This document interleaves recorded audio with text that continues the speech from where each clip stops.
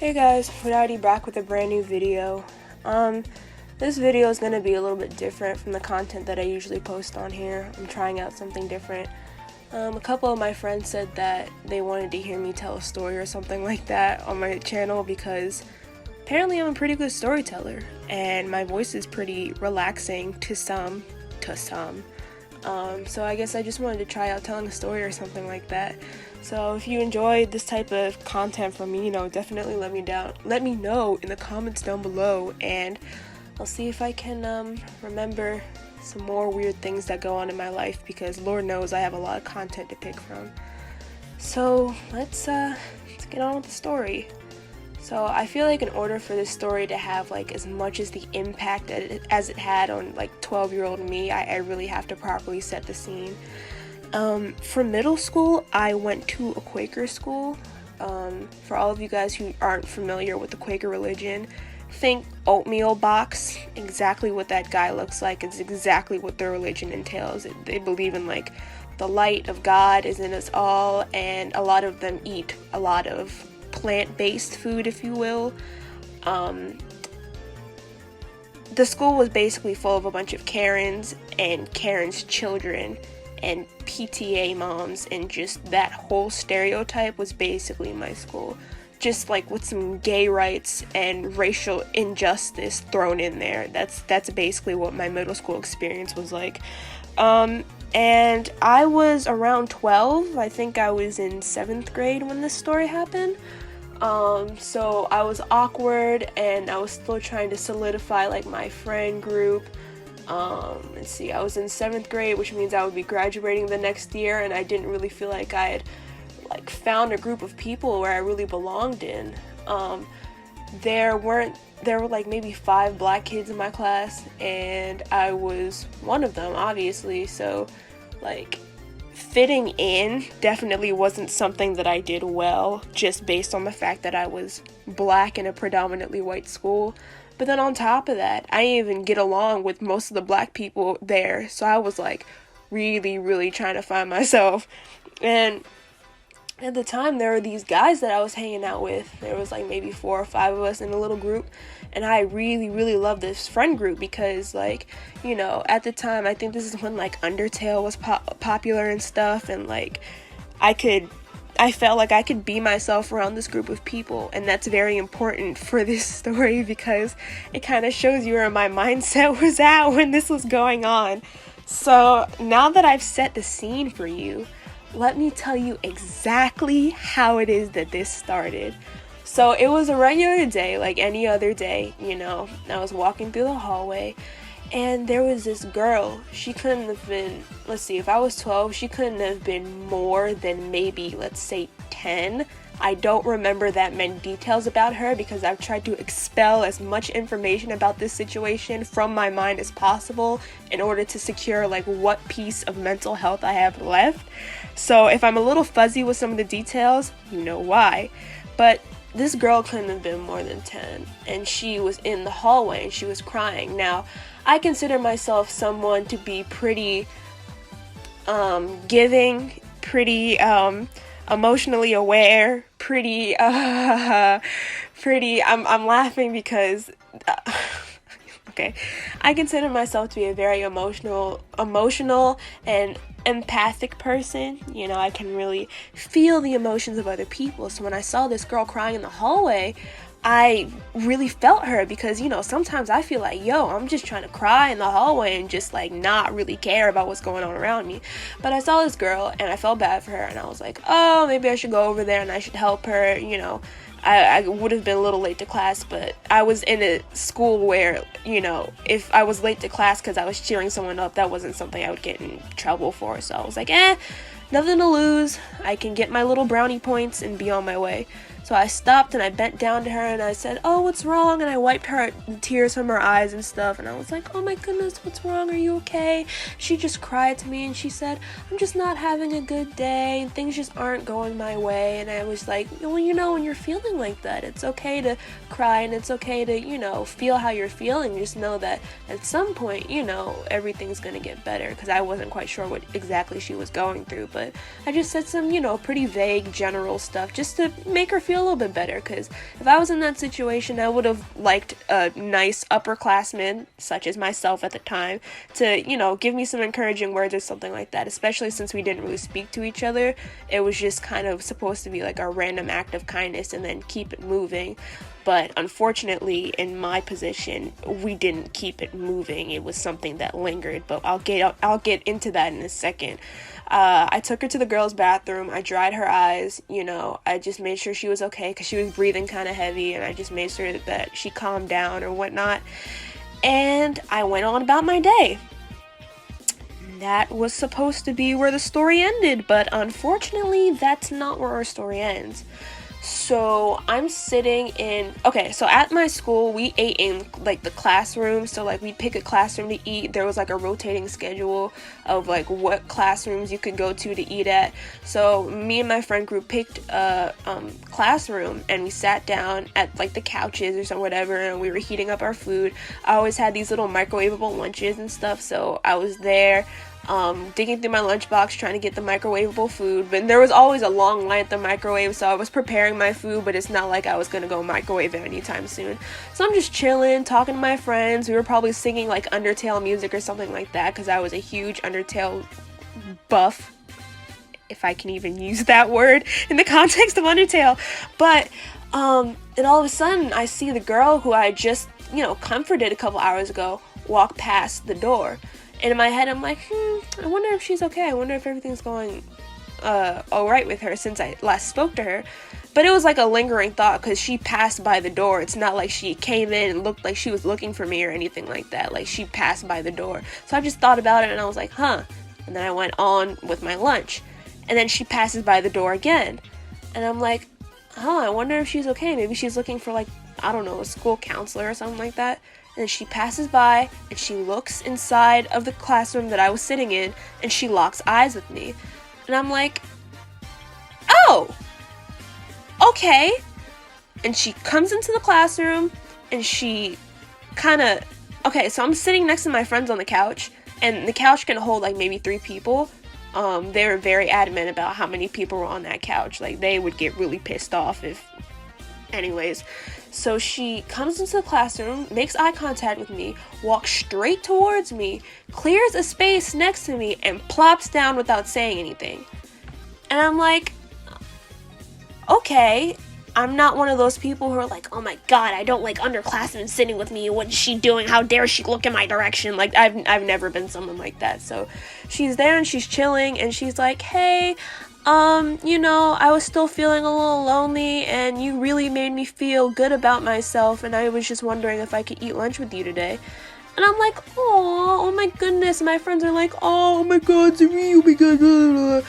And, you know, I'm like, yeah, sure, whatever. Come chill, come sit. So she's eating her lunch, and everything's fine, and it was a pretty decent day. It was fine. That was supposed to be it. You know, I she was crying. I helped her out that one time. She came in, she ate lunch with me. That was supposed to be it. It wasn't really supposed to go on more than that. But then the next day happened. And this is when it started to get... Boston, I swear. Anyways, next day is when things started to take a little bit of a weird turn. So I'm there at lunchtime for this is the next day. I'm there for lunchtime, and my dogs are literally the most annoying things ever. But for lunch, that's where I was at, lunch. For lunch the next day, you know, we're sitting in a different classroom. I'm sitting with my friends. And the same girl comes in, and she pops in again, and she's like, oh, hey guys, and she just comes and sits. She doesn't really say much of anything, and my friends all look at me like, hey, she's here because of you, could you address this, please? And here I am, the queen of non-confronting anything, and they're all looking at me like, hey, say something, please. And I'm like, hey, girl. I knew her name. I'm not gonna say it. But I'm like, hey, girl. What's up? She was like, nothing much, you know, just excited for lunch. And she starts unpacking her lunch and stuff. And I'm like, okay. And then I start unpacking my lunch. She goes, oh, no, you don't have to do that. And she takes my lunchbox from me, and she starts taking the snacks and stuff that I have in there out. And she digs through my lunchbox to my frozen, like my microwavable lunch. And she gets up, she goes stand in line with it. And I'm just standing there like, oh, what just happened? What's going on here? And my friends are just kind of looking at me like, what just happened? Like, we were all kind of at a loss for words because it all seemed to happen so fast. She came in, she took my lunchbox, she was going through the snacks, she was whatever. And I'm like, okay, maybe she just wants to return the favor given I was so nice to her yesterday. Maybe she's just trying to be nice and we're looking too far into it. So she goes and she microwaves my lunch and she comes back to where we were sitting at and she opens my frozen, right? And she takes the fork from my lunchbox. And at this point I'm like, what the heck is she doing? Like, I'm hungry, I gotta eat. You know what I'm saying? Like, what is she doing? And I lie to you not, this child scoops some of my, I think it was like a frozen mac and cheese or something like that. I'm just gonna say it was mac and cheese because I ate a lot of mac and cheese back then. She takes some of my mac and cheese, right? And she blows on it. And she goes, here comes the airplane. And she goes to put it into my mouth. And I'm here like, ma'am, ma'am, huh? Like, I'm sorry? Huh? Like, just thinking back, I was so confused. I was like, huh?